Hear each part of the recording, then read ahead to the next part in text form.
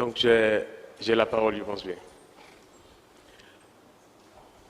Monsieur le directeur général de la santé, monsieur les directeurs généraux de la santé adjoints, monsieur, mesdames du corps préfectoral, monsieur les directeurs centraux, monsieur les directeurs des programmes de santé, illustres invités, en vos rangs, grades et qualités,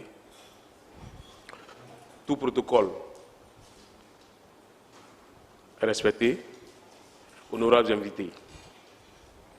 Je me nomme Eyorokon Adou Alain Claude, je suis infirmier diplômé d'État et j'ai pu bénéficier des bienfaits de l'approche LMG, donc le programme de développement du leadership.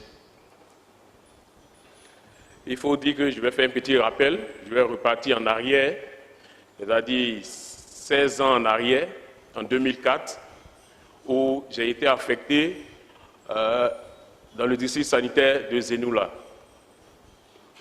Et c'était en pleine crise militaro-civile en Côte d'Ivoire. Une fois à Zenoula, j'ai été nommé en 2005 par le directeur actuellement DR de la Marawi à être substitut CSE au district sanitaire de Zenoula et coordonnateur LEP UC de Buruli. Nous avons mené des actions dans ce sens, mais il se trouvait qu'il y avait un silence sanitaire dans les zones assiégées. Et donc le directeur départemental, Dr O, a sollicité l'aide du détachement de Bangladesh qui était basé à Zenoula. Et donc on partait dans les zones assiégées et on menait des actions de soins curatifs et de vaccination. Mais dans l'élan, le directeur a voulu vraiment rapprocher la santé des populations et c'est ainsi qu'en 2006, il m'a muté au centre de santé de Voueboufla. Donc il faut dire que de Zenoula jusqu'à Béoumi, il n'y avait même pas de centre de santé d'infirmiers ni de sages-femmes dans cette contrée. Donc une fois à Voueboufla, je couvrais 3 centres de santé, Voueboufla, Zérifla et Zougounefla. Je faisais 2 jours par centre de santé et 3 jours dans le village où j'avais été affecté. On a pu mener des actions, mais il faut rappeler qu'on a eu le soutien aussi de Koika, qui nous soutenait, qui a équipé le centre concernant l'UCR de Buruli. On a eu aussi le soutien des HKI au niveau de la LEP et surtout de l'UNICEF dans la formation sur certaines thématiques comme les références, contre-références, l'algorithme des soins curatifs au niveau des ESPC, les CPN recentrés, les SONU-B dans les ESPC, la prévention du paludisme et le PEV+. Et donc l'UNICEF, on a pu bénéficier de ces formations qui étaient basées dans le bureau régional de Boaké. Et pendant 11 ans, je suis resté dans cette zone. Et en 2017, je me suis retrouvé encore au district sanitaire de Zenoula, où j'assumais le poste de coordonnateur TB, c'est-à-dire tuberculose. Et j'arrive à Zenoula dans le district en 2017, avec en même temps l'avènement de LMG. J'entends parler de MSH. MSH, ça veut dire quoi? J'arrive encore, j'entends LMG, leadership, management, gouvernance. J'ai dit, mais attends, ça c'est les histoires du niveau central, on ramène ça encore à notre niveau ici. Est-ce que nous, on pourra gérer, gouverner les gens, hein? Donc, c'était nouveau pour nous, c'était un nouveau concept. Et donc, on ne s'attendait pas trop à ça. Et dans l'élan, il y a eu un appel à candidature pour le poste de coordonnateur santé mère-enfant au niveau régional. Et en 2018, je me retrouve à Boisflé au niveau régional. Là-bas, j'arrive, ils sont en plein dans le LMG, l'approche LMG. Et directement, je suis intégré dans l'équipe chargée de l'amélioration. Et en même temps, on me fait savoir qu'on a un résultat à atteindre, et ce résultat mesurable, c'est comment de juillet 2018 au 31 décembre 2018, nous allons pouvoir coordonner toutes les activités concernant coordonner les activités santé mère-enfant dans la région de la Marawi. Donc, passer de 50 à 75%. Et donc, arrivé en juillet, dans la Marawi, c'est en octobre que le directeur nous a diligenté qu'on puisse créer une matrice pour qu'on puisse valider les données SME. Et donc, vraiment, avec l'aide du CSE, on a créé cette matrice-là, tout en se basant sur la matrice de la 10, qui avait déjà commencé ce mécanisme d'appurement et de cohérence des données. Et donc, vraiment, quand on a commencé, et avec encore les ateliers MSH, nous nous sommes retrouvés en salle où la participation, l'équipe, c'est-à-dire c'est l'équipe même qui participait, tout le monde, c'est-à-dire le chauffeur, la secrétaire, tout le monde participait aux réunions. Et ce qui me plaisait, il n'y avait pas de table. C'était comme si nous étions au village et on échangeait, ça créait une famille. Et vraiment, ça a développé, ça a suscité beaucoup de choses en moi. Et avec le CSE, on a pu mettre cette matrice-là et on a partagé au district. Et donc, on a pu valider les données, faire ressortir les incohérences, voir les écarts entre les données, corriger. Et de octobre à décembre, nous avons pu corriger toutes les données, faire la validation de toutes les données de janvier à décembre 2018. Nous avons pu réaliser nos 4 supervisions, nous avons pu réaliser nos 4 réunions de coordination et nous avons pu faire même notre réunion annuelle. Et vraiment, nous sommes passés de 50 à 75%. Après tout cela, j'ai pris ce paquet-là de tout ce qui était consultation foraine, toutes les activités menées dans la région, consultation foraine, tout ce qui est validation, que j'ai transmis au niveau central. Une fois que j'ai transmis ces documents, il y a le directeur, coordonnateur du programme Santé Mère-Enfant qui m'a appelé. Il m'a envoyé un mail pour me dire « Ah, monsieur, je veux vous voir par rapport à vos travaux que vous avez faits. » Et donc, j'approche mon directeur régional, Dr O, je lui dis « Ah, ben, il y a quelqu'un qui m'a envoyé un message, il me dit même de venir le voir. » Il dit « Ah, tu vois, quand on vous dit de faire les trucs, vous voulez... Voilà, tu as vu, LMG t'a boosté. Tu vois, déjà, il y a un directeur central par rapport à ces études, même aux validations que tu as menées. Et voilà, tu devais. Donc, va le croiser.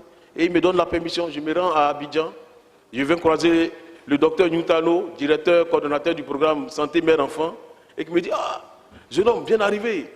Bon, je ne le connaissais pas. Ah, bonne arrivée, bon, d'accord. Vraiment, j'ai vu tes travaux sont bien. Et moi, je voudrais que vous puissiez coordonner un peu tout ce qui est, je crois même, donné en santé mère-enfant.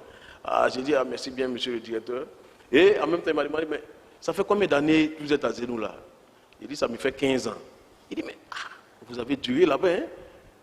Mais est-ce que vous ne pouvez pas venir ici et puis ensemble, on va travailler, tout ça? Il dit, il n'y a pas de problème pour monsieur le directeur, je suis toujours disponible. Il dit, bon, voyez votre DR. Et je suis revenu en région. J'ai vu Dr O, Yaousej, qui était mon directeur régional. Quand je lui ai dit, mais attends, si LMG fait de toi quelqu'un de bon, hein, avec cette approche, tu as pu gravir les échelons et que tu vas au niveau central. Moi, je ne fais que t'accompagner. Et donc, tu as toute ma bénédiction. Et Dr O me laisse partir. Aujourd'hui, je suis au niveau central grâce à LMG.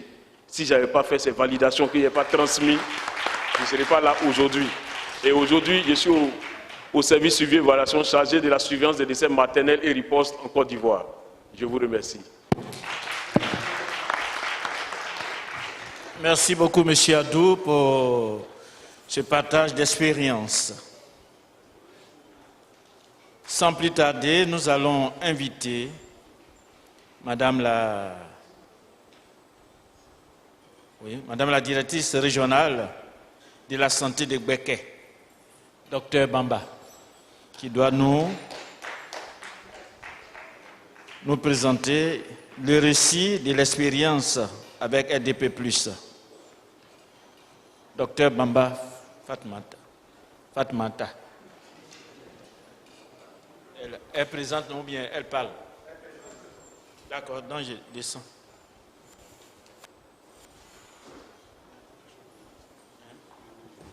D'accord. Dans le bouquet à l'honneur.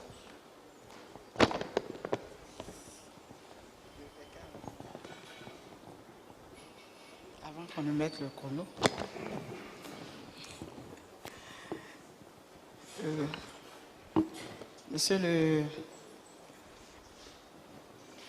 Messieurs les directeurs généraux de la santé, de l'hygiène publique et de la santé, mesdames et messieurs les préfets, monsieur le directeur pays MSH, messieurs les directeurs, mesdames et messieurs les directeurs centraux, messieurs les directeurs régionaux départementaux, tous en vos rangs, grades et qualités.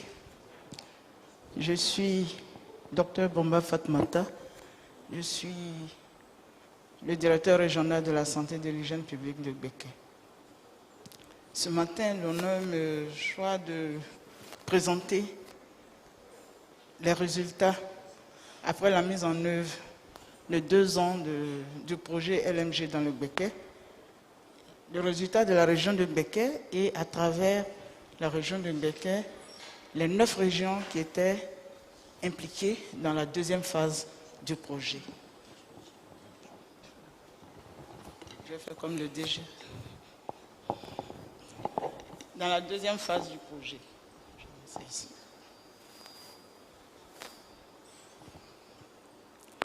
Alors, comme je le dis, hein, le projet, ça a été dit ce matin que le projet a été implémenté en Côte d'Ivoire depuis 2013, mais au niveau des 9 régions, nous l'avons vu ce matin, c'est depuis janvier 2018 que les 9 régions ont été introduites dans le projet, dont la région de Béké. Je voudrais vous dire, ici nous avons le préfet, le secrétaire général de la préfecture de Boaké, qui est aussi membre, peut-être pas de l'ECA, mais qui nous a appuyés durant tout ce processus. Monsieur le préfet, je vous présente à votre nom. Merci. Alors, le plan que nous avons su, c'est la présentation succincte de la région de Béké, la mise en œuvre de l'approche LMG dans la région et les acquis de ce processus LMG. Ensuite, les effets sur les indicateurs. Après les acquis, quels ont été les effets sur les indicateurs dans la région? Et pour finir, nous allons, tout à l'heure, la question a été posée, comment pérenniser ces acquis au niveau de nos différentes régions? Alors, l'introduction, je l'ai déjà dit, ça a été implémenté en 2013, ici j'ai mis 2016 parce que c'est l'information que j'avais, et de 2016 à 2017, il y avait 3 régions, et c'est vu les bons résultats que nous, les 9 régions, nous avons été introduits dans ce projet. Et l'appui a concerné le renforcement des capacités des gestionnaires que nous sommes en leadership, en LDP+, et l'appui aux activités de nos paquets minimum d'activités.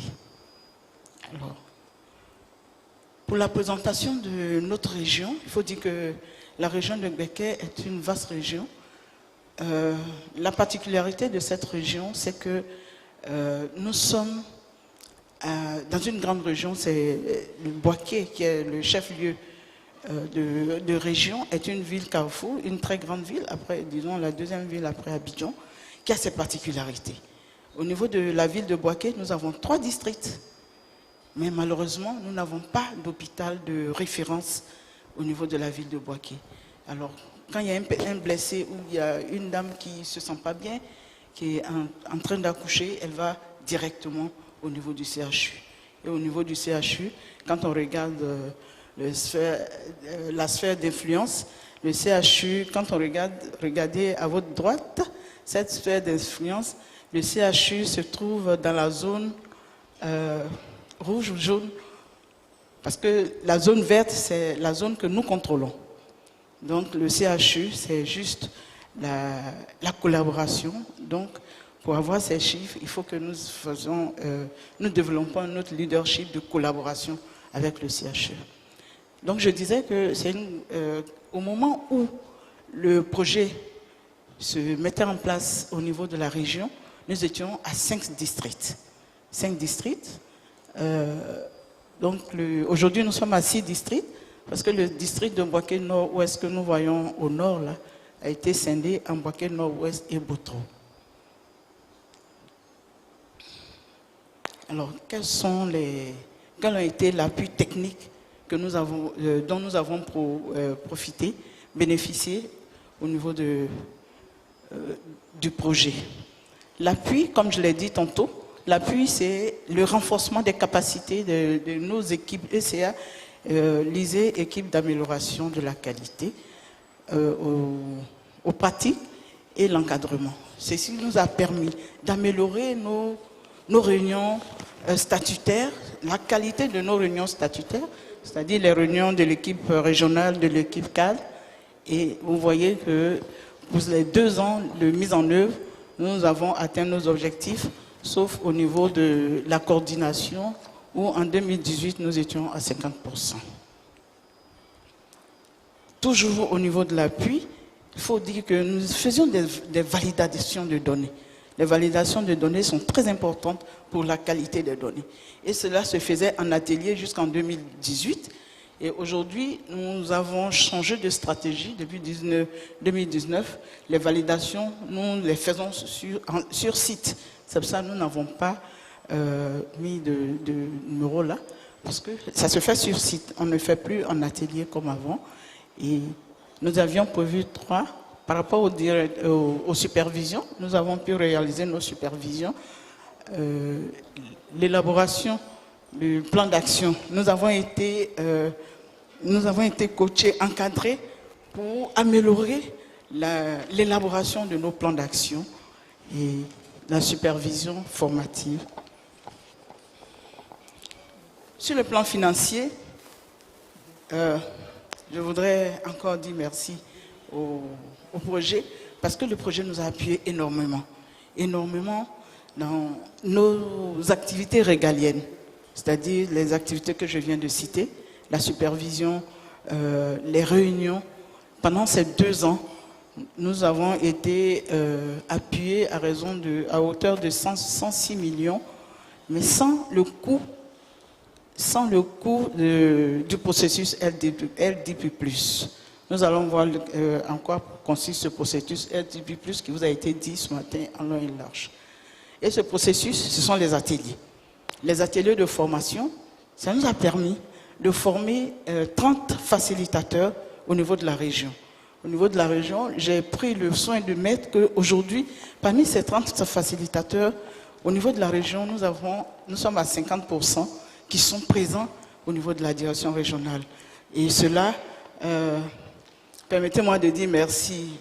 Je ne sais pas si je dois dire merci ou bien c'est un pincement au cœur parce qu'ils sont partis, mais en même temps je suis très heureuse parce que mes collaborateurs, tous mes collaborateurs, les 5 chefs de service action sanitaire qui étaient impliqués dans le processus ont eu une promotion. Ils ont été tous nommés DD.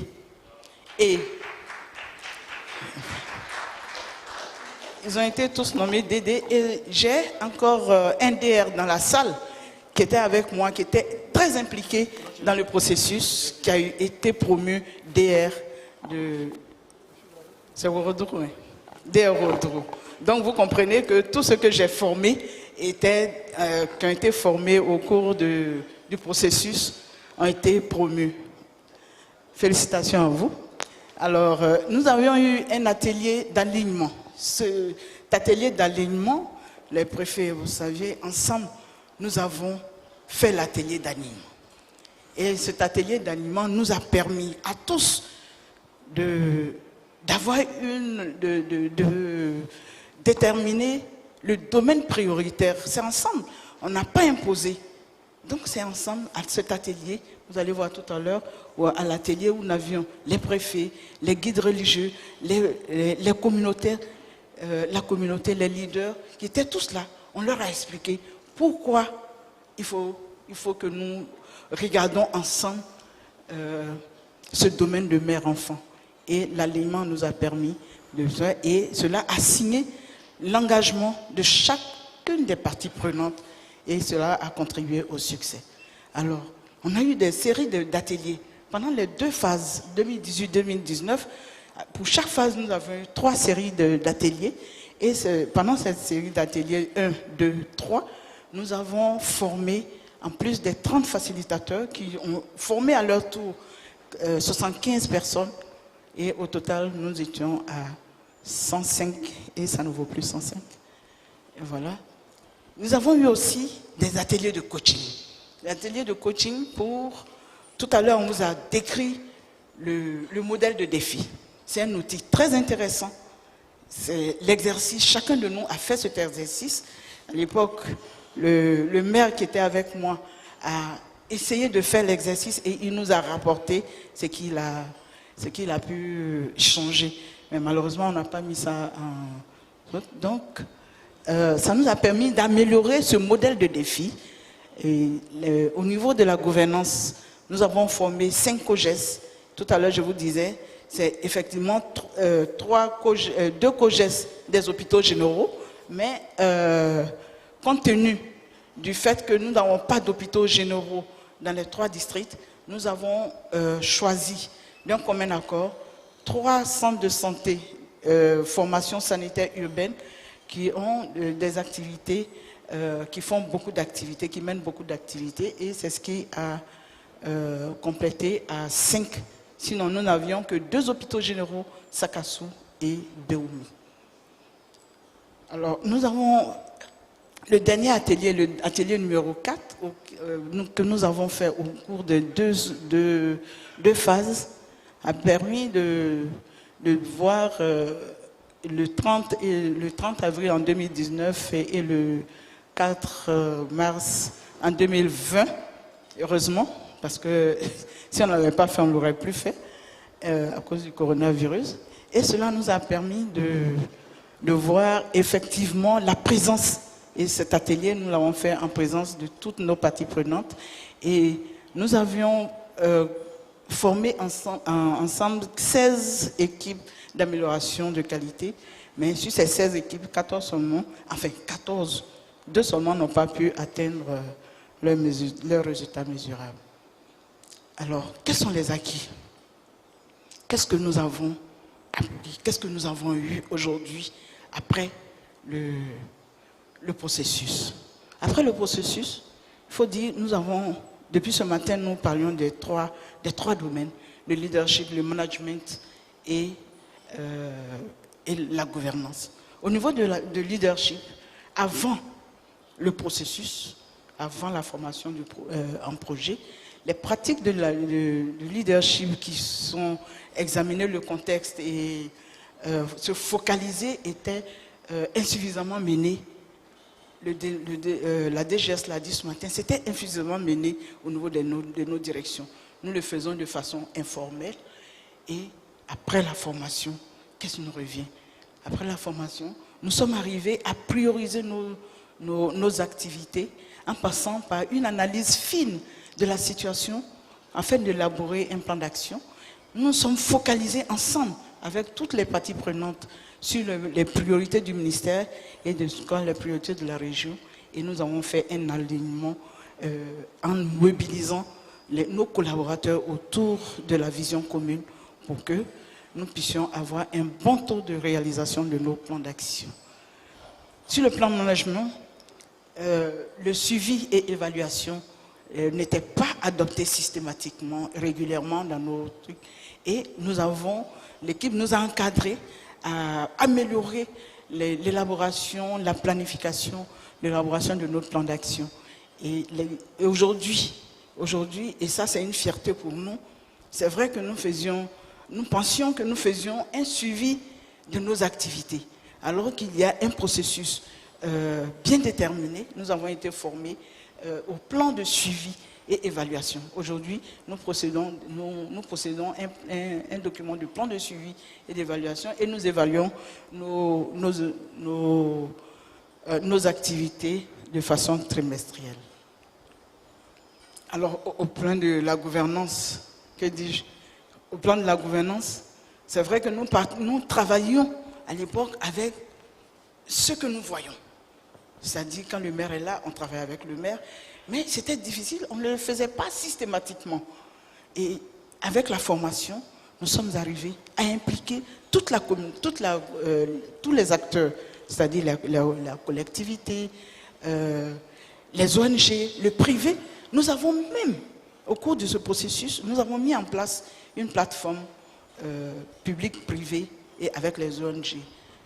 Nous avons cultivé le sens de la responsabilité chez tout le personnel et nous avons établi une vision commune, une orientation commune à travers le plan d'action avec tous les acteurs que je vous ai dit. Mais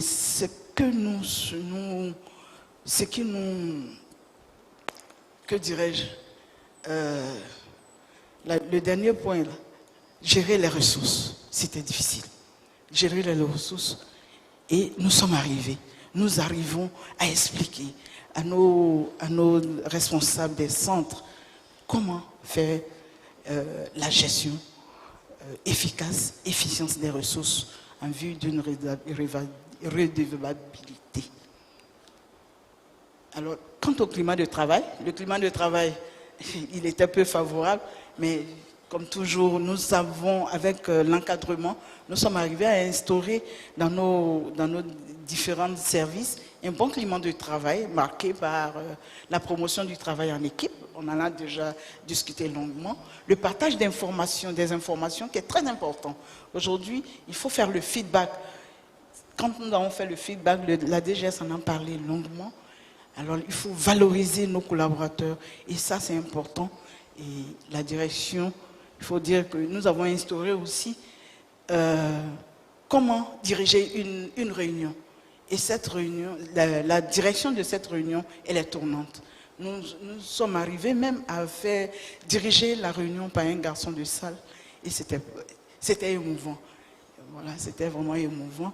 Alors, ça nous a permis d'avoir une bonne production, de meilleurs résultats. Et la prise de décision se fait aujourd'hui, même si le responsable du centre même n'est pas là. Le personnel est formé à une prise de décision. Alors, pour tout ça, quels ont été les effets sur les indicateurs? Nous avons vu que le programme prioritaire, c'était le programme mère-enfant. Mais n'empêche que, à côté de ce programme mère-enfant, nous avons ajouté d'autres programmes. Donc, voici mère-enfant, VIH, paludisme et... donc, dans un premier temps, nous avons... en 2017, nous avons fait l'évaluation sur 3 ans. 2017, voilà le niveau auquel nous étions en CPN.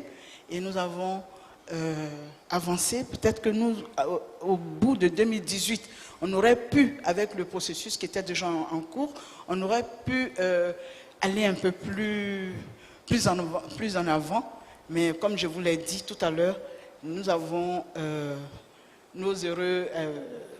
collaborateurs ont été promus et donc les nouvelles personnes qui sont venues, nous sommes en train de les former petit à petit et je pense que nous allons atteindre la vitesse de croisière. Nous avons au niveau de l'APF, vous voyez un peu l'évolution du nombre de nouvelles utilisatrices. Il faut dire que cela, il y a une contribution énorme de la mairie qui a su un projet TCI avec Intra-Health. TCI et ce projet, nous travaillons d'un commun accord et voici le résultat que cela a donné.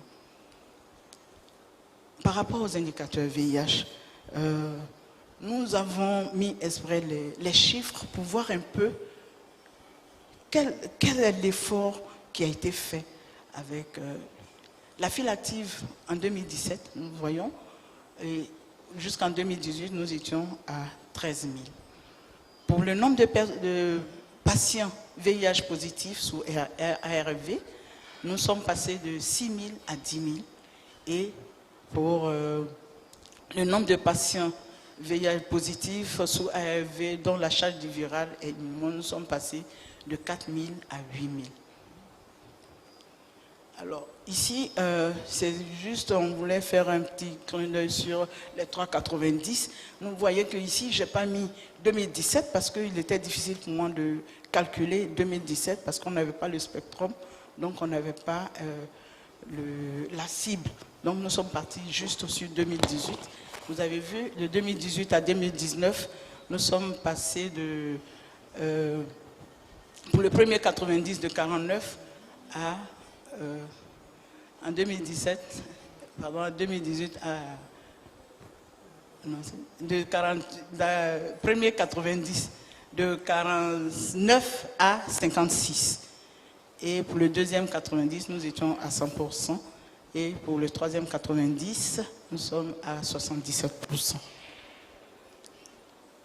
Au niveau du paludisme, comme je l'ai dit, j'ai laissé les chiffres pour que nous voyions un peu l'effort qui a été fait au niveau du paludisme. Alors, la pharmacie, c'est important. C'est important pour nous pour voir quel est le taux de recouvrement, parce que nous avons travaillé dessus. Le taux de recouvrement n'était pas très bon, donc nous avons travaillé.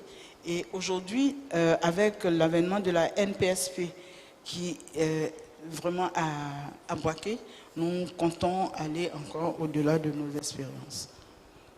Alors, quand on a fini tout ça, qu'est-ce que nous retenons? Tout à l'heure, nous parlions de pérennisation. Quelle stratégie nous comptons, que nous avons déjà commencé à mettre en œuvre pour la pérennisation de nos activités? Nous organisons déjà des réunions avec les partenaires. Nous impliquons davantage les collectivités et toutes les parties prenantes, et nous impliquons les directeurs départementaux et les directeurs des hôpitaux à réaliser des activités, parce que ça n'a pas été facile. Quand la transition entre LMG et UCP n'a pas été facile, donc il fallait tenir le cap. Nous avons induit les directeurs départementaux et les régions de tenir quand même les réunions sous fonds propres. Et nous communiquons surtout sur les interventions qui ont fait leur preuve de faire des publications, et nous comptons partager. Déjà nous le faisons, nous partageons les résultats avec tous nos partenaires. Nous avons instauré un système de récompense au niveau de la région, et je pense que nous allons l'étaler au niveau des districts, du meilleur district. Nous avons mis en place une base de données pour le suivi au niveau de la région, pour un suivi trimestriel des indicateurs clés, et nous avons inscrit dans le plan d'action tout ce que nous avons mis en place pour l'extension du L18+, dans les formations sanitaires de chaque district. Et nous comptons poursuivre le renforcement. Nous avons commencé avec les nouveaux qui sont venus, le renforcement de capacités dans tous les districts. Alors, je vous montre quelques images que voici. Ici, nous avons ici, c'est la réunion d'alignement. Celui que vous voyez de dos, c'est un pasteur. Et là, c'est le NDD. Ici, c'est le maire et la communauté. C'était au cours de la réunion d'alignement pour que nous ayons une vision commune. Ici, nous sommes à l'atelier 2 pour améliorer nos programmes de défi. Ici, nous étions à la présentation des résultats de la dernière phase. Vous voyez, tout à l'heure, je parlais du secrétaire général de préfecture qui est là avec les autres préfets et sous-préfets de la région et avec les membres de MG. Et là, c'est un atelier de gouvernance où nous avons formé les agents, le COGES des 5 hôpitaux généraux. Je vous remercie.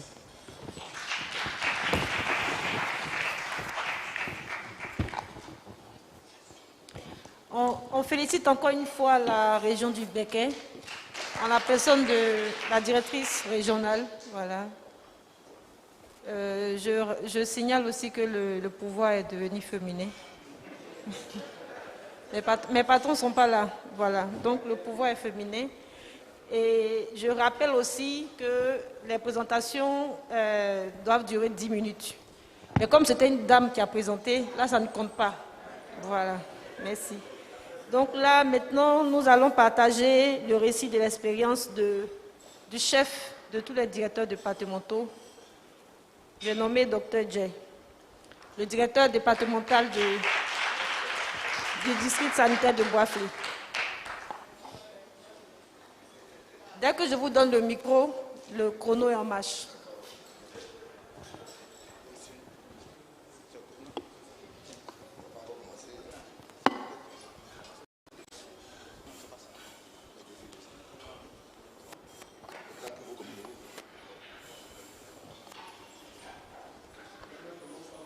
Monsieur le directeur général de la santé, représenté pour l'instant par Madame la directrice de la santé communautaire, Mesdames et Messieurs les membres du corps préfectoral, Mesdames et Messieurs en vos rangs, grades de qualité, je suis Dr Jay Kofi Hyacinthe, le directeur départemental de la santé et de l'hygiène publique de Bois-Flé. Comme la DC vient de le dire par ailleurs au président des D2, je pense que j'ai dans cette salle mon patron direct, le DRO, qui est là pour nous soutenir, également le préfet de région de Bois-Flé, et qui j'avais aperçu ce matin. Alors, très rapidement, je pense que, comme Dr Bamba vient de le dire, c'est un processus qui a commencé depuis le 1er juillet 2018 dans notre région sanitaire. Et donc, j'ai l'insigne honneur de vous présenter les résultats du district sanitaire de Bois-Flé. Et pour ce faire, je voulais vous proposer le plan suivant. Dans un premier temps, nous allons présenter le district. Ensuite, la mise en œuvre de l'approche LMG dans notre district, les acquis.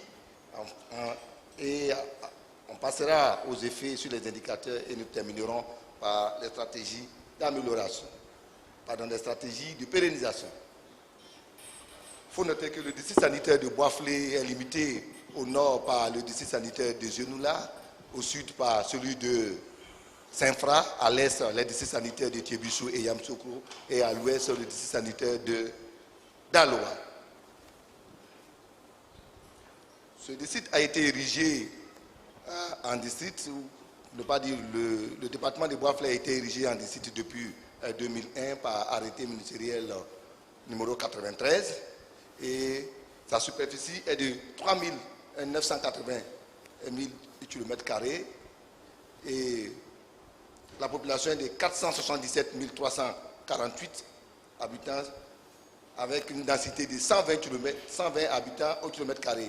Le taux d'accroissement annuel est de 1,36% et la population urbaine représente 25% contre 75% pour la population rurale.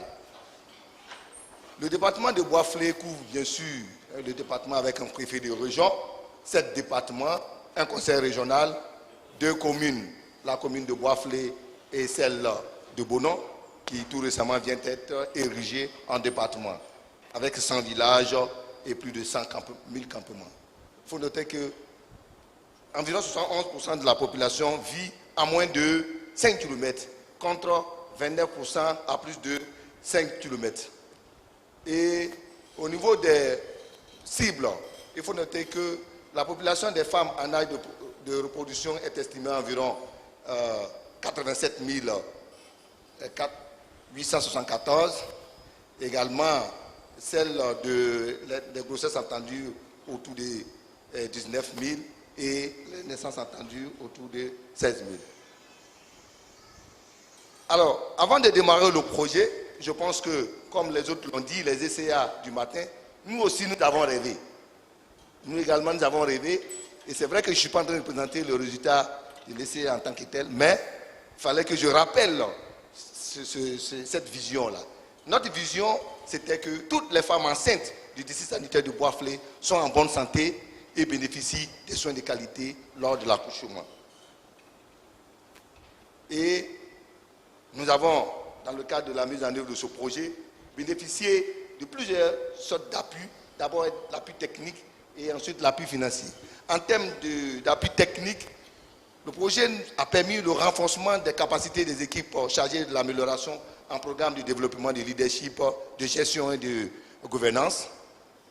L'encadrement et l'assistance continue pour l'élaboration du plan d'action budgétisé d'amélioration en déficit, également la facilitation lors des ateliers LDP+, le coaching continu des équipes chargées de l'amélioration, l'élaboration des documents, c'est-à-dire les TDL, le rapport programmatique et financier.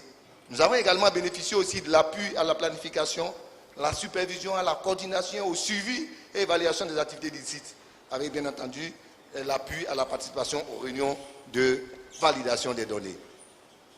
En termes d'appui technique et d'appui financier, sur un budget d'environ 46 126 886, nous avons assisté à un engagement de 42 243 664, soit un taux d'exécution de 92%.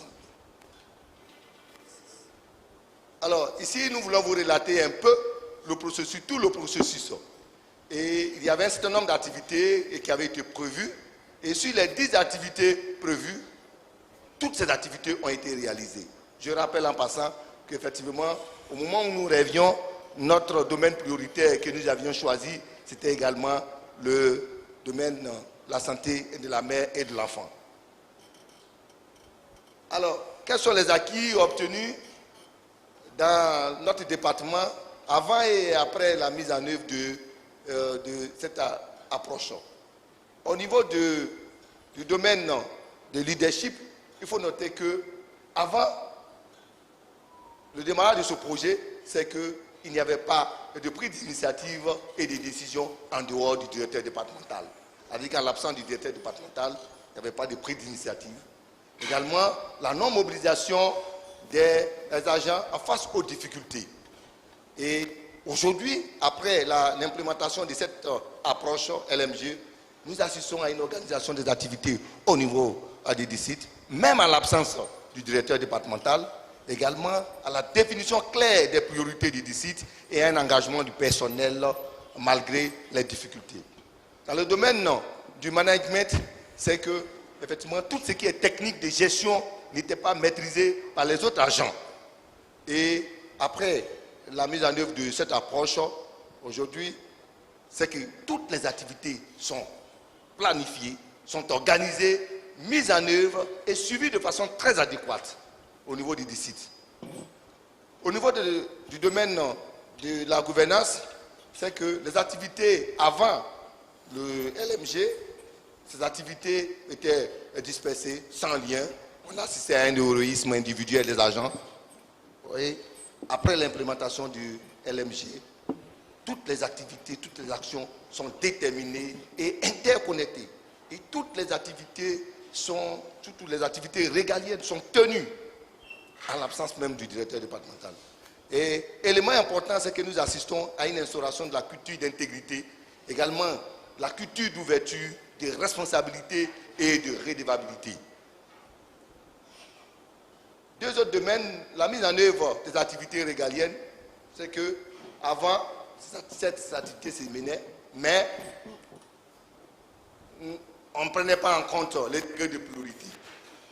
Et aujourd'hui, ces activités sont planifiées selon l'importance et l'urgence. Également, on a assisté à une amélioration, tout à l'heure on aura l'occasion de le voir, une amélioration du rendement, une amélioration au niveau des indicateurs. Et le climat, pour ce qui concerne le climat de travail, il y avait un manque de communication entre les différents services. Également, le travail se menait, mais de façon non coordonnée. Et aujourd'hui, c'est qu'on assiste à la mise en œuvre d'un travail en équipe. Le travail se fait en équipe et on a une vision commune de l'équipe avec une bonne circulation de l'information et une motivation des agents du district. Et cette approche LMG que nous avons implémentée avant de donner les résultats, ce qui concerne les indicateurs, ça nous a permis de réaliser l'ensemble de nos activités. Et ces activités-là, en réalité, constituent ces activités qui sont inscrites dans dans l'arrêté portant organisation des directeurs départementaux. Et sur les 35 activités programmées, vous constatez que nous en avons même réalisé 36, soit un taux d'exécution de 103%. Alors, quels sont les résultats obtenus au niveau des indicateurs? Je rappelle que notre vision, c'était d'améliorer la prise en charge des consultations chez les femmes enceintes et autres. Comme premier indicateur, vous voyez qu'au niveau de la couverture en CPN4, les consultations prénatales de rang 4 et plus, nous avions démarré avec une couverture de 39%. Pour un objectif fixé à 50%, vous constatez qu'à la fin de l'année, nous sommes passés à 54%. Et aujourd'hui, au bilan T3, nous sommes aujourd'hui autour de 56%. Pour ce qui concerne la couverture, le taux d'accouchement assisté, nous avions démarré le projet avec un objectif, une couverture de 55%, et l'objectif qui était visé, c'était 70%. Et vous constatez qu'en fin d'année 2019, nous sommes passés à 80%. Ici, c'est l'évolution de la couverture en SP3. SP3, il s'agit de l'administration de sulfate d'oxine-pyrimétamine pour la prévention du paludisme chez les femmes enceintes. Et nous avions démarré le projet avec une couverture de 43% pour un objectif fixé à 50%. Et au terme de l'année 2019, nous sommes passés à 56%. Et là, au niveau de la prévalence contraceptive, c'est là même que le bond a été spectaculaire. Nous avions démarré le projet avec une couverture en fin juillet 2018 à 10%. Et donc nous sommes fixés pour objectif 15%. Et en fin d'année, nous sommes passés à 19%. Et à T3, au bilan 2020 T3, nous sommes autour de 24%. Le dernier indicateur, il s'agit ici de la couverture postnatale. Et nous avions démarré le projet à 40% et nous sommes fixés pour objectif 60%. Et au terme de l'année 2019, nous sommes à 77%.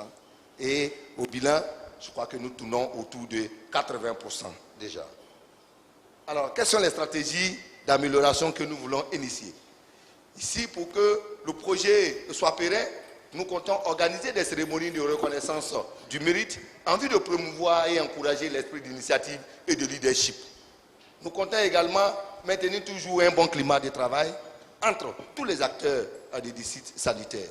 Et cela va passer bien sûr par la formation des autres membres des sites, étant donné que nous avons déjà une équipe formée déjà au niveau des sites. Également, nous allons continuer à promouvoir le travail en équipe avec pour point de mire la vision commune. Et également faire l'équilibre entre le leadership positionnel et le leadership relationnel. Et dernier point, c'est effectivement susciter auprès de la hiérarchie, et surtout que nous sommes dans un contexte de budget programme, qu'effectivement l'ensemble des activités régaliennes des directions départementales et en même temps des directions régionales, que ces activités-là soient prises en compte dans l'élaboration de nos différents budgets. Nous pensons que si cela est fait, effectivement, nous pourrons disposer de moyens pour pérenniser cette activité importante pour nous. Mesdames et messieurs, je pense que c'est sur ces photos que je voudrais terminer ma présentation. Ici, vous voyez le directeur départemental de la santé avec son équipe. Voilà, sur le CSAS qui également ici a été nommé directeur départemental de la santé. Je voulais vous dire merci.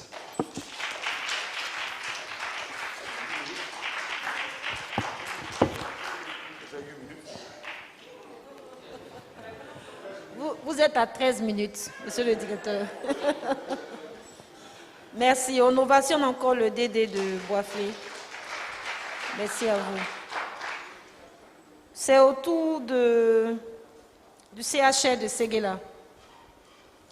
CHR Séguéla. Monsieur Konaté. On va l'aider à venir. Merci.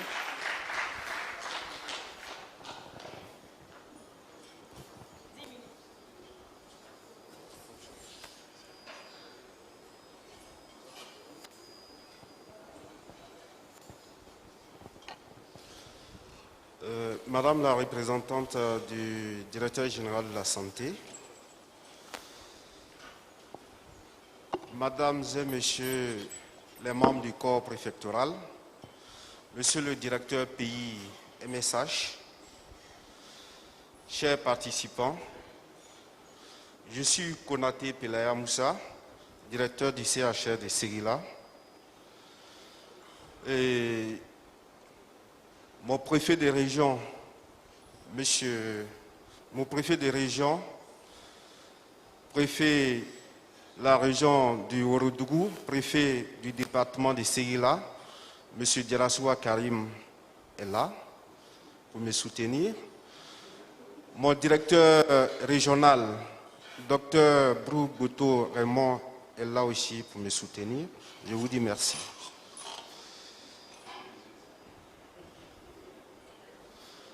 Le plan de la présentation que je voudrais vous faire est le suivant. La présentation du CHR de Séguila, la mise en œuvre du processus LDP+ au CHR de Séguila, acquis en leadership, management et gouvernance au CHR de Séguila, avant le projet et après le projet, effet sur les indicateurs du CHR de Séguila, indicateurs de performance, stratégie de pérennisation des acquis au CHR de Séguila. La région sanitaire du Ourodougou couvre les districts sanitaires de Kani et de Séguila et elle a une superficie de 11 124 km² avec une population estimée à 372 260 habitants, soit une densité de 33,46 habitants au km².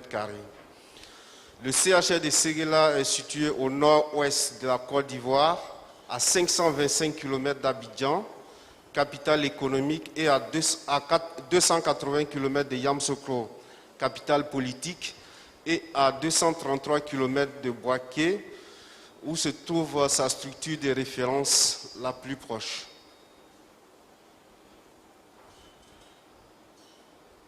La région sanitaire du Ourodougou est limitée au nord par la région sanitaire de la Bagoué,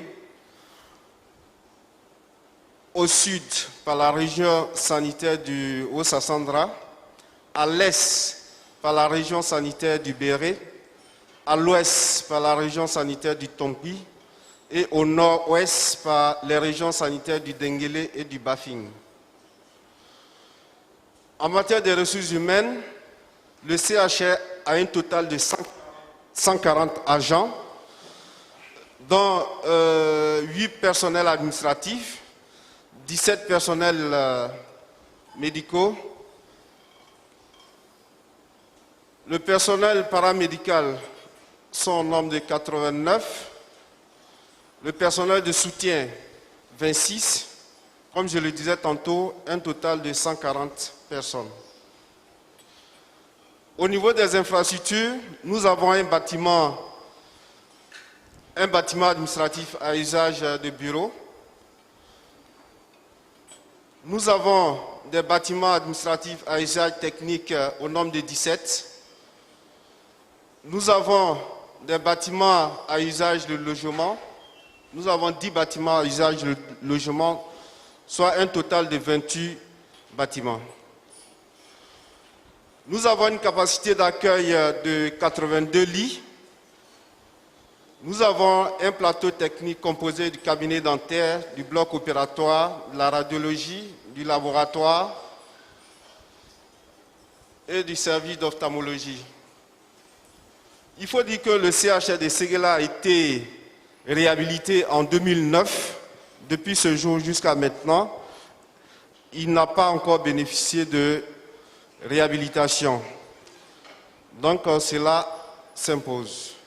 Mise en œuvre du processus LDP+ au CHR de Séguila. Dans le processus LDP+ au niveau du Séguila, nous avons choisi l'indicateur CPN4. Au niveau des acquis en matière de leadership, il faut dire qu'avec le LMG, l'examen du concept est fait ce qui a abouti à l'élaboration d'un plan de travail avec la détermination de l'indicateur CPN4. 100% du personnel de la maternité est focalisé sur la performance des indicateurs. Après la détermination de l'indicateur, tout le personnel médical, les sages-femmes et tous les autres agents du service sont mobilisés à l'amélioration de l'indicateur retenu. Au niveau du management, avec le LMG, il y a une bonne détermination des objectifs. Les objectifs sont SMART dans le secteur santé mère-enfant, ce qui aboutit à une planification des activités. Et chaque mois, une réunion de validation des données sanitaires est faite afin de corriger les différents écarts. Nous avons mis en place un tableau de bord mensuel pour pouvoir suivre notre indicateur.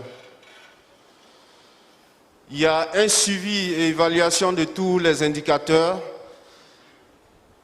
La CPN1 au premier trimestre de la grossesse, la CPN4, la CPON, 6e à la 8e semaine,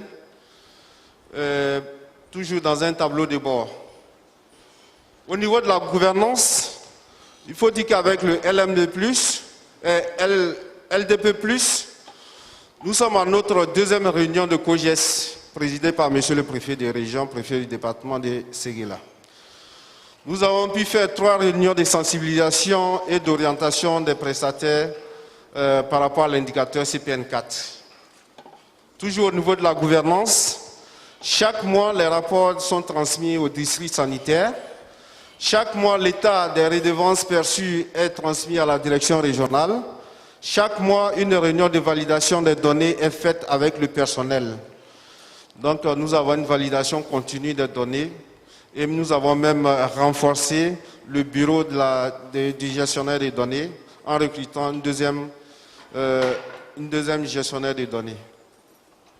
Au niveau du climat du travail, il faut dire qu'au CHR de Séguéla, nous sommes à 16 sages-femmes. Or, nous sommes un centre où on fait la SONU-C. C'est-à-dire nous avons un bloc opératoire, une maternité avec des gynécologues. Pour 16 femmes, c'est insuffisant. Pour la norme, nous devons avoir 36 sages-femmes. Nous avons créé 2 bureaux de consultation dans le service de gynéco-obstétrique. Il y a un renforcement du dynamisme de l'association des agents. Nous avons organisé des festivités à la maternité. La fréquence des réunions au niveau du COGES, comme je le disais tantôt, nous avons fait 2 réunions de COGES. Il y a le suivi des demandes d'autorisation d'absence et de congés. Il y a la ponctualité au travail des agents. Les médecins font le feedback régulier dans les staffs communs aux collaborateurs. Les revues de décès maternels sont faites. Les supervisions sont réalisées avec l'appui de la direction régionale de la santé. Résultat, comme je le disais tantôt, notre indicateur choisi dans le début du processus LDP+, au CHR de Séguéla, c'était la CPN4.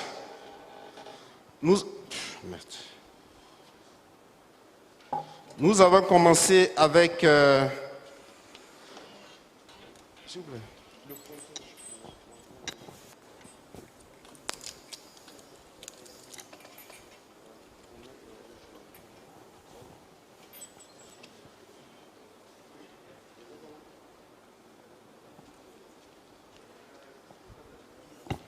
Ouais, nous avons commencé là à...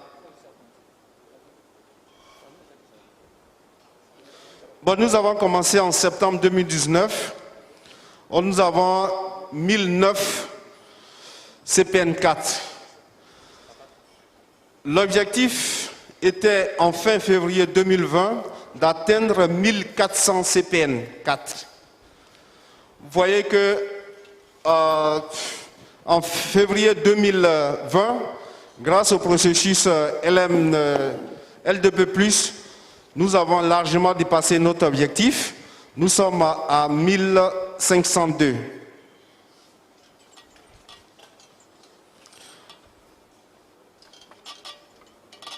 À la réunion de présentation des résultats en mars 2020 à l'hôtel Carrefour à Séguéla, pour pouvoir pérenniser le processus LMG, nous avons choisi la CEPON. Vous voyez qu'après la fin du processus LMG à Séguéla, nous étions en février à 192 CEPON du moins. Et notre objectif, c'était d'atteindre 550 et en T4 fin novembre, nous sommes à 1397 CEPON. Stratégie de pérennisation des acquis du projet au CHR de Séguéla. C'est de renforcer les capacités en management de l'équipe chargée de l'amélioration du CHR de Séguéla chaque semestre par la direction régionale. Renforcer les capacités de l'ECA de chacun des 13 services. Organiser la supervision des 13 services chaque 2 mois. Organiser une réunion de coordination chaque 6 mois avec l'ECA de chaque service. Nous allons vous présenter quelques images. Ici, c'est une image qui a été prise lors d'une réunion d'une supervision de la direction régionale dans le service de gynéco-obstétrique au CHR de Séguéla. Bon, il faut dire aussi que nous bénéficions de la construction des urgences intégrées au CHR de Séguéla. Voilà le bâtiment en construction. Ici, nous avons eu l'honneur de recevoir les clés d'une nouvelle ambulance. Vous voyez ici, c'est le préfet de région, le préfet de région du Ourodougou, préfet du département de Séguéla, en train de remettre la clé de la nouvelle ambulance au directeur du CHR avec son directeur régional et ses collaborateurs. Ici, c'est une activité communautaire destinée aux femmes. Nous avions organisé, avec l'appui de la direction régionale de la santé, une consultation foraine pour la détection précoce du cancer du col de l'utérus. Ici, c'est les agents du CHR de Séguéla en train de participer à la journée nationale de lutte contre le sida. Ici, c'est le directeur et de ses collaborateurs à la présentation de la réunion de coordination S1 à Kani. L'équipe chargée de l'admiration du CHR de Séguéla vous remercie.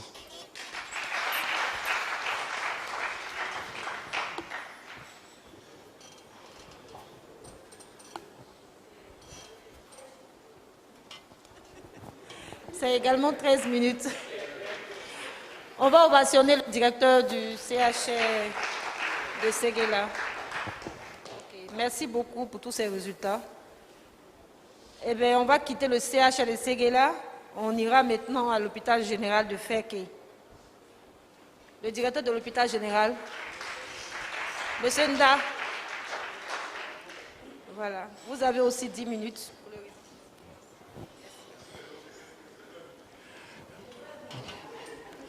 Merci bien encore, Madame la représentante du DGA de la Santé. Honorables invités, honorables participants, en vos grades de qualité, tout protocole confondu, je suis Dr Kwame Nda, le directeur de l'hôpital général de Fekké. Tout naturellement, en venant ici, j'avais la bénédiction de Monsieur le préfet des régions, de Monsieur le directeur régional de la santé, représenté par son DD, et aussi de toute l'équipe chargée de l'amélioration de la qualité de notre institution. Vous ne pas déroger à la règle. Quelle présentation, quel plan adoptons-nous pour la présente présentation? Tout naturellement, nous allons faire un clin d'œil à la présentation de l'hôpital, mettre en œuvre le processus dans son entièreté au niveau de l'hôpital général de Feke. Quels sont les acquis que nous avons pu obtenir à travers ce processus? Préciser un peu quelques indicateurs et tout naturellement partager avec vous nos stratégies de pérennisation de nos acquis au sein de l'hôpital général de Feke. L'hôpital général de Feke est créé en 1956, est de type pavillonnaire et occupe une superficie de 4,5 hectares. Il est l'hôpital de référence de notre région sanitaire et dispose d'une capacité globale de 75 lits. Il compte 133 agents répartis dans les différents services administratifs de médecine, de chirurgie, de gynéco-obstétrique, de pédiatrie, de radiologie et de cabinet dentaire.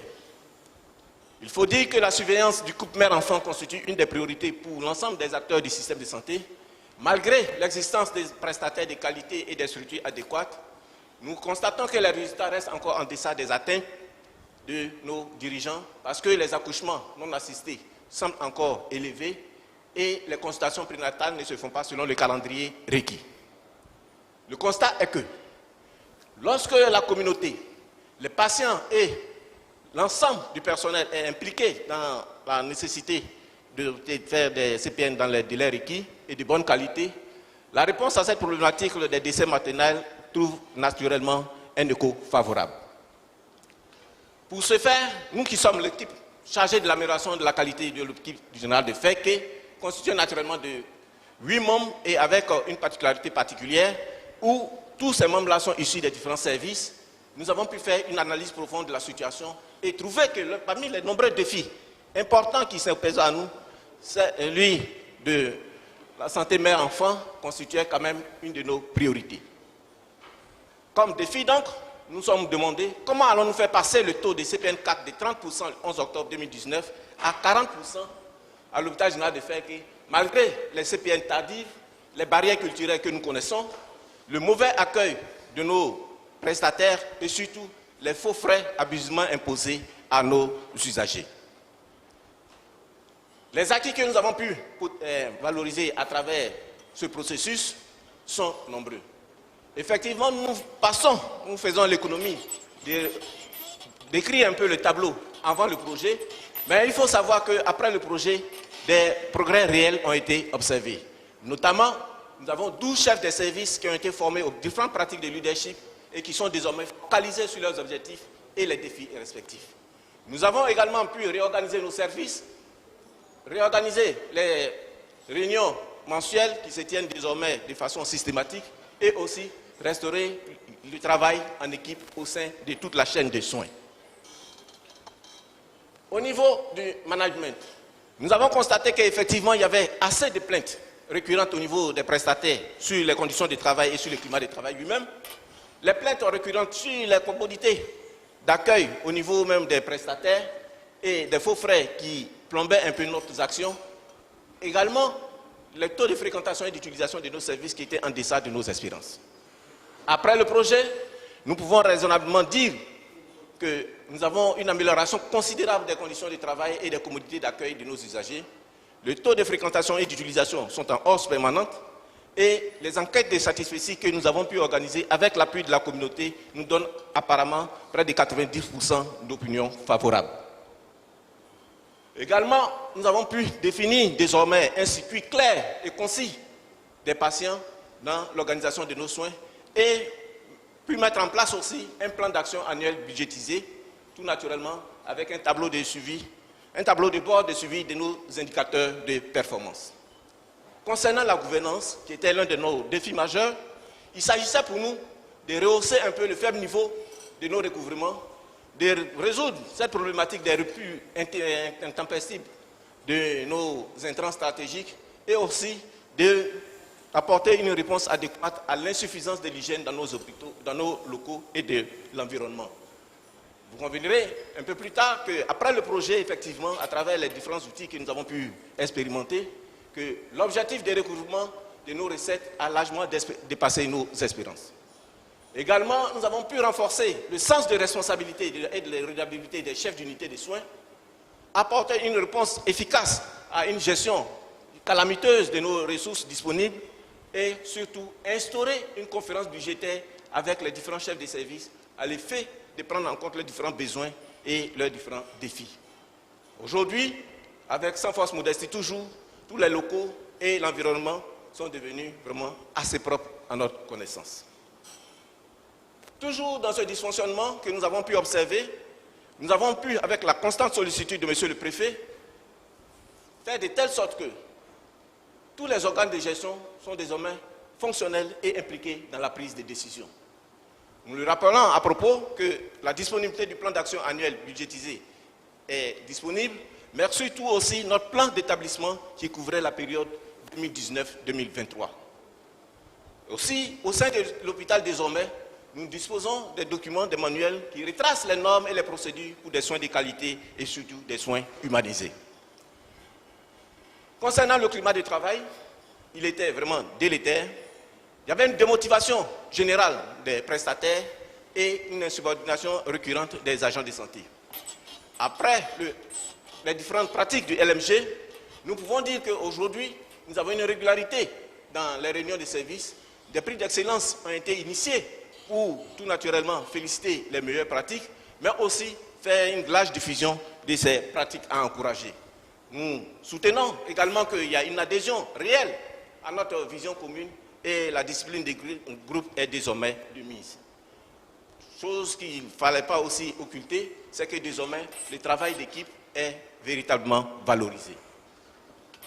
Notre indicateur que nous avons indiqué plus tôt était tout naturellement comment faire passer le taux de CPN4 à des proportions encore plus raisonnables, parce que ce taux était vraiment faible, les accouchements non assistés étaient élevés, les décès maternels devenaient de plus en plus importants, et aussi il n'y avait pas de revue des décès maternels, encore moins l'inexistence des staff communs. Aujourd'hui, nous pouvons raisonnablement dire que les CPN4 sont en hausse, nous avons une réduction drastique des accouchements non assistés, nous avons pu renforcer notre dispositif de référence contre référence et tout naturellement, aujourd'hui même où je vous parle, nous sommes en train d'organiser notre réunion mensuelle des staffs communs et renforcer les capacités aussi à propos de nos sages-femmes au quotidien. Quelle comparaison nous pouvons faire de ces 3 années 2017, 2018, 2019 et même nous allons encore plus loin, 2020. Vous comprenez ici que dès le départ, où la plupart de nos réunions statutaires tournaient autour de 25% et dans le meilleur des cas pour le comité des médicaments à 50%, aujourd'hui nous sommes fiers de dire que l'ensemble de ces réunions statutaires se tiennent pratiquement dans la majorité des cas. Également, le taux d'utilisation et de fréquentation de l'hôpital a connu quelques progrès. Initialement, nous étions partis sur la base des 38%. Et aujourd'hui, nous sommes pratiquement à 47% dans un écosystème sanitaire où, effectivement, il y a aussi des grosses structures comme l'hôpital Baptiste. Le taux de fréquentation est, quant à lui, passé de 41% à 46%. Ce diagramme vient illustrer un peu les bons que nous avons pu réaliser. Notre fierté aussi, parce qu'on ne le dira jamais assez, la triptyque qui fait marcher un hôpital, ce sont les ressources. Comment mobiliser nos ressources à travers un système performant de recouvrement? Et effectivement, en 2017, nous étions partis avec des ressources perçues autour de 54 millions 518 000. Je dis ces chiffres avec l'appui tout naturellement de remboursement des GTC qui faisait 54 millions. En 2018, toujours avec l'appui des GTC, nous étions à 66 millions 259 814 francs. Mais depuis l'instauration du LMG, nous avons pris la peine d'inscrire ces chiffres en rouge parce que ce sont effectivement nos chiffres bruts sans l'appui des GTC. Effectivement, avec toutes les mesures que nous avons pu mettre en place, nous sommes passés en 2019 à 76 223 236 francs. Et à ce jour, lorsque nous faisons l'état, à fin octobre 2019, je dis bien fin octobre 2020, pardon, nous étions déjà à 100 536 315 francs. Cela dit, qu'est-ce que nous avons pu faire de cette manne qui vient tout naturellement booster un peu nos activités? Nous ne sommes pas restés les mains croisées pour s'enorgueillir. Mais nous avons apporté une valeur ajoutée à tout ce que le ministère a pu nous apporter. Tout naturellement, en ravalant systématiquement tous les 6 mois les façades et les bâtiments de l'hôpital qui donnent désormais très fière allure. À côté de cela, l'hôpital qui était dans une pénombre chronique, nous avons à travers l'inspiration de nos artisans locaux qu'on fait construire des lampadaires artisanaux avec le double foyer et puis faire l'éclairage de l'hôpital comme si de jour comme de nuit vous pouvez vous balader sans souci. La problématique de l'indiscipline de nos concitoyens, c'était un peu les motos. Le plan de circulation des ambulances était extrêmement perturbé et de telle sorte que chacun garait là où il voulait. À travers notre approche et les différentes pratiques de LMG, nous sommes rentrés dans la communauté pour pouvoir expliquer aux uns et aux autres que l'hôpital, c'est l'affaire de nous tous et que tout naturellement, chacun devrait apporter sa contribution. Désormais, dès que vous rentrez à l'hôpital, le premier réflexe, c'est d'aller vous parquer dans ce parking que nous avons construit. Qu'est-ce que nous avons fait encore de plus? Cette problématique de la présence continue de nos usagers dans les salles de soins. On ne peut pas faire les visites, on ne peut pas s'occuper de nos patients parce que les parents ont totalement envahi nos salles. Oui, ils ne le font pas à dessein parce que justement, il n'y a pas de structure d'accueil pour les encadrer. Désormais, à l'hôpital général de Féké, nous avons fait construire, toujours avec des artisans locaux, des bancs dans les espaces aménagés pour que ces parents-là puissent avoir où s'asseoir le temps que les heures de visite soient ouvertes. Hier encore, notre maternité ne donnait pas fière allure. Hier encore, c'était difficile qu'une femme, votre maman, votre soeur, puisse aller accoucher dans des conditions comme ça. Mais aujourd'hui, notre maternité reflète l'image qui sied avec les standards nationaux et peut-être même peut concourir avec les grosses structures d'Abidjan. Comme vous pouvez le constater, hier encore, c'était les parents qui envahissaient, qui investissaient tous nos espaces. Parce que d'autres même allaient jusqu'à faire du thé devant notre maternité. Mais après avoir pris tout ce que LMG nous a apporté, nous avons pu comprendre qu'il fallait tout naturellement leur donner un cadre décent, un cadre d'accueil approprié, des commodités d'accueil avec tout ce qu'il fallait. Donc, désormais, voici la salle d'attente de nos usagers. Hier encore, comme vous pouvez le constater, c'était des familles qui étaient livrées à elles-mêmes, avec les intempéries, avec le soleil, avec le vent, avec les pluies, livrées à elles-mêmes dans la cour, à faire la cuisine, à faire ceci, à faire cela. Nous avons pu, avec la manne que nous avons pu mobiliser au niveau des ressources, à travers notre plan, notre projet d'établissement, faire construire 3 grands appartements pour que désormais, ces familles que vous retrouvez dans la détresse se retrouvent tout naturellement sous ces préaux, avec une télévision, avec des brasseurs, avec des commodités adéquates pour les recevoir. Et tout naturellement, lorsque vous rentrez à l'hôpital, une des triptyques, c'est l'hygiène. Si vous ne savez pas apporter cette réponse adéquate à votre environnement, tout naturellement, quelle que soit la qualité de vos prestataires, les gens vont vous fuir. Nous avons fait de cela notre credo et désormais l'hygiène reste pour nous une des priorités. Les lits qui étaient vraiment dénudés, nous avons pu acquérir avec une société de la place les matelas pH 8, orthopédiques, épaisseur 15. Et puis tout naturellement, puis changer tous ces vieux lits-là en des lits plus commodes, plus respectant un peu nos standards nationaux. Hier encore, comme nous pouvons le dire, l'environnement était totalement malsain.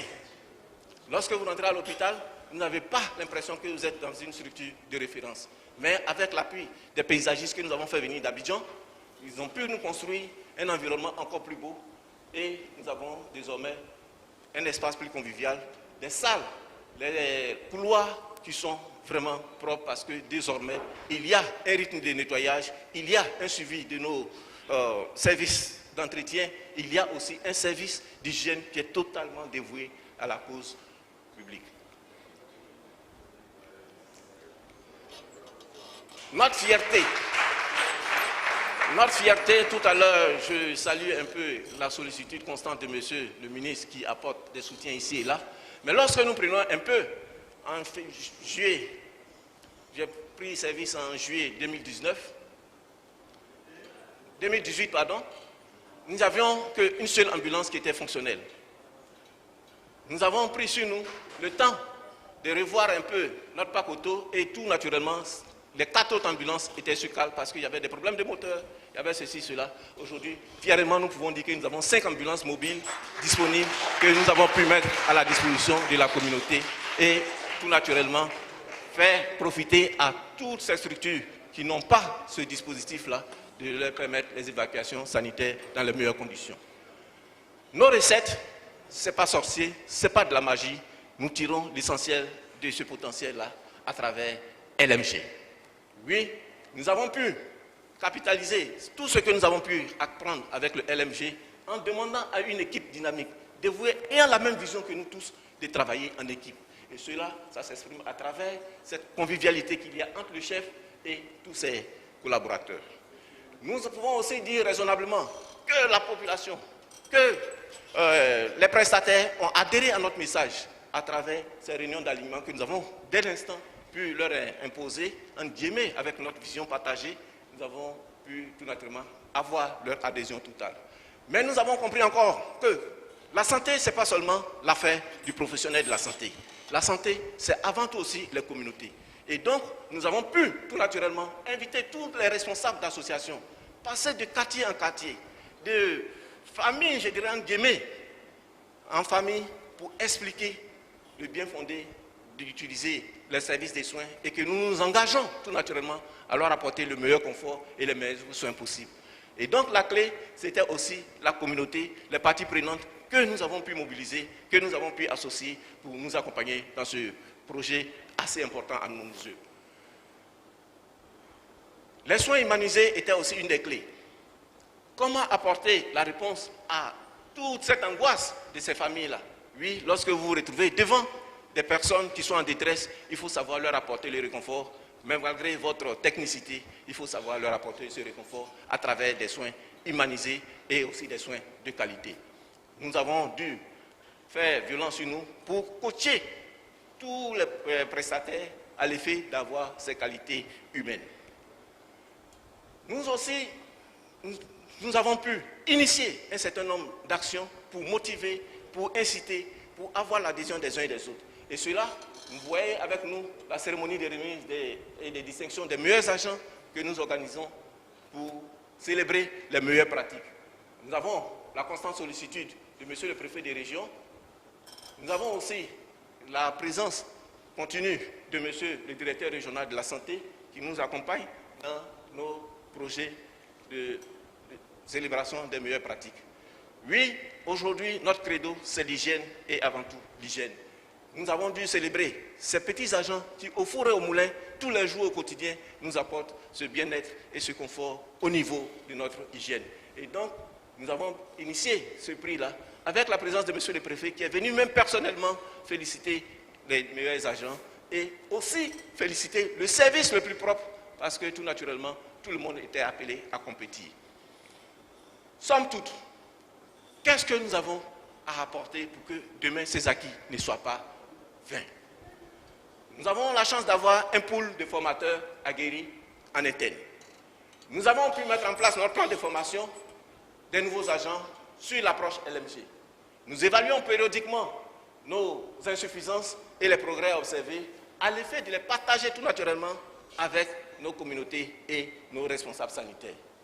Mieux encore, nous maintenons ces mesures d'incitation à travers les prix d'excellence que nous avons initiés et surtout améliorer considérablement en permanence les conditions de travail et le climat de travail.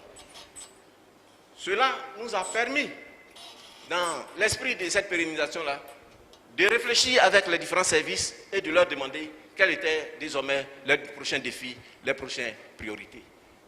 Le service de gynéco nous a proposé la réduction des décès maternels d'ici mars 2021. Nous attendons de faire la première évaluation en décembre, fin décembre, pour apprécier le niveau de leur performance. La pharmacie aussi s'est rendue compte que les médicaments aussi payés aussi chèrement par certains contribuables, notamment les ARV, se périmaient à certains niveaux. Donc, quel était le plan ou bien le défi pour réduire ces taux de péremption au niveau raisonnable? Tout comme, naturellement aussi, au niveau du service économique, nous avons vu que dans ce système, nous pouvons avoir une certaine résilience parce que la Covid était passée par là. Si nous avons pu mobiliser autour de 110 millions d'ici la fin de l'année, je pense que nous pouvons encore faire plus. Et donc, nous avons demandé aux services de nous proposer des stratégies pour améliorer un peu ces performances, à l'effet, tout naturellement, de mettre en œuvre et d'apporter une petite réponse, une petite contribution à l'effort fourni par le ministère. Et donc, ces efforts sont continus. Nous continuons d'organiser nos réunions de staff commun pour que, éventuellement, la réduction des décès maternels suive une évolution favorable. Nous aussi, nous sommes proposés, tout naturellement, dans le problème du troisième état, de porter notre contribution avec la construction d'un nouveau bloc. Ici, c'était au départ des travaux.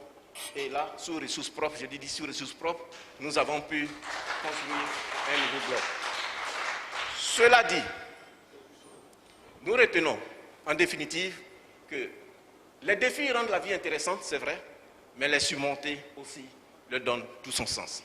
C'est pourquoi l'ensemble du personnel et moi-même, nous voulons d'abord saluer notre premier patron qui nous a impulsé, le docteur Karamokou Youssouf, qui en son temps, notre directeur régional, nous avons donné le modèle qu'il fallait comme un leader, comme un grand manager.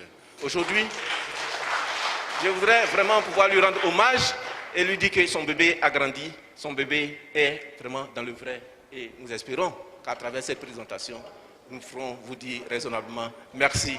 Merci à elle, monsieur.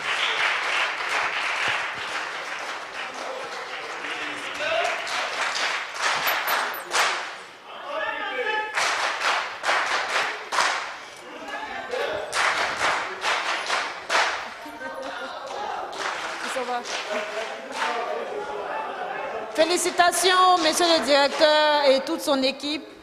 Hôpital général de Fek. Vous êtes parti à le pointeur.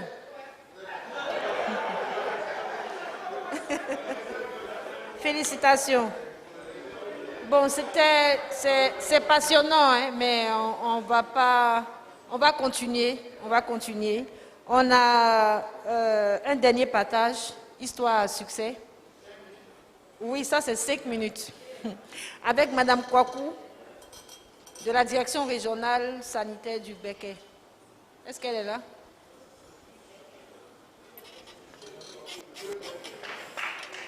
Madame Kwaku Yeo, c'est ça? De Béquet. Ok. Bon, comme c'est une dame, hein, on va lui laisser le temps de nous parler.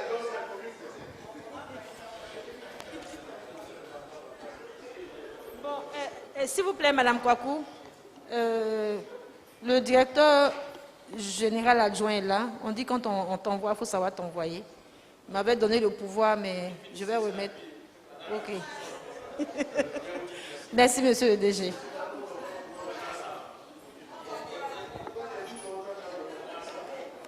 Monsieur le directeur général adjoint, messieurs et mesdames du corps préfectoral, distingués invités, en vos rangs, grades, tout protocole confondu.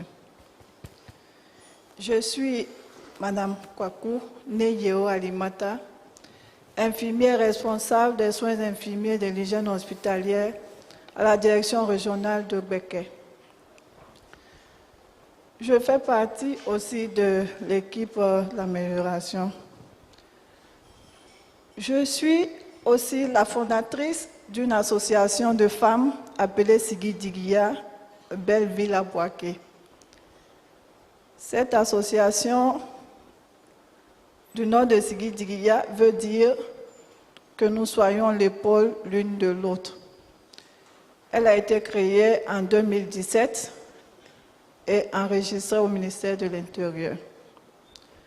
Il faut dire que nous avons pour ambition de faire l'autonomisation de la femme, améliorer la cohésion sociale et l'entraide. Aussi, pour faire l'autonomisation de la femme, nous avons voulu avoir des activités génératrices de revenus. C'est alors que nous avons eu des rêves. Des rêves, c'est dire des projets. Et parmi ces projets, nous avons eu la création d'un potager. Le potager était pour nous une occasion de commercialiser nos produits. Malheureusement, nous étions confrontés à des difficultés parce que pendant 8 mois, il n'y avait aucune goutte d'eau dans les robinets de Boaké. Et donc, sans eau, tout le monde, toutes les femmes se référaient au puits. En pleine saison sèche, les puits aussi tarissaient. On a finalement été découragés et on était sur le point d'abandonner ce projet-là lorsque, en juillet 2018, j'ai été sélectionnée par mon chef, la DR, pour faire partie de l'équipe qui devait bénéficier du programme de développement de leadership. Et donc, après les deux premiers ateliers du RDP+, j'étais émue et dissuadée qu'enfin, on avait la solution à notre problème. C'est alors que, avec l'appui d'une autre collaboratrice qui faisait partie de l'association, une sage-femme, on a fait l'analyse minutieuse de notre environnement. Et après cette analyse, nous avons décidé de convoquer le bureau. Et face au bureau, nous avons exposé ce qu'on a appris pendant la formation sur le RDP+. On a finalement mobilisé et aligné le bureau. Et ensemble, on a décidé de mobiliser et aligner aussi toutes les femmes de l'association. Après leur mobilisation et l'alignement, les femmes, ensemble, ont décidé qu'on crée notre puits à nous. C'est ainsi que nous avons pu créer le puits et désormais, nous sommes devenus une très belle équipe où on avait responsabilisé chacune à la tête de chaque groupe, de chaque équipe. Et ici, on aura les images. Voilà, ici la mobilisation du bureau, la mobilisation de tous les membres de l'association. Voilà le début des travaux. À la tête de chaque équipe, il y avait des responsables.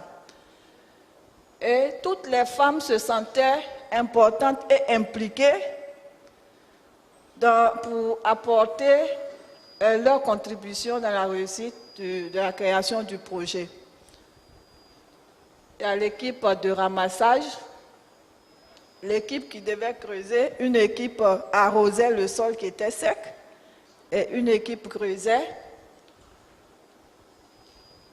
une équipe qui était chargée de labourer, dont j'étais le chef d'équipe.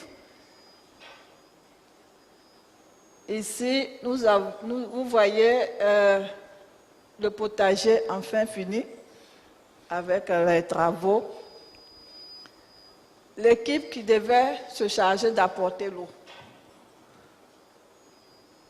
L'équipe chargée d'apporter l'eau à celle qui allait arroser. Ici, on a l'arrosage et nos premières pépinières. Nous avions fait des pépinières de salade. Voilà l'équipe qui fait le repiquage. Nos salades bio, il faut signaler qu'elles étaient sans chimie.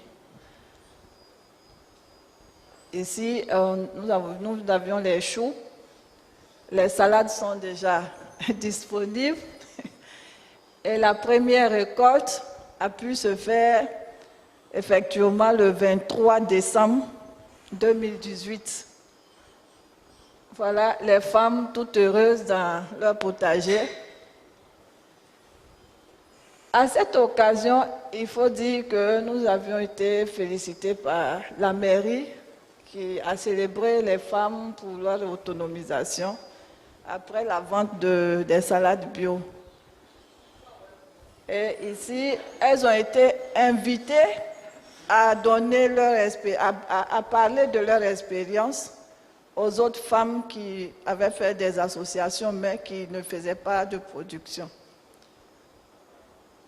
Ça, c'est le champ de maïs et de manioc. Nous avions fait cette année un champ. Voilà. Toutes les femmes de Sigui Diguiya et moi, elles voulons dire merci à MSH, à notre directeur régional, Dr Bomba, et on voudrait dire personnellement merci à notre conseiller qui nous a encouragés, Dr Yuambi en son temps, et merci à toutes ces personnes qui ont prêté attention à mon histoire. Je vous remercie. Merci, merci, merci, merci.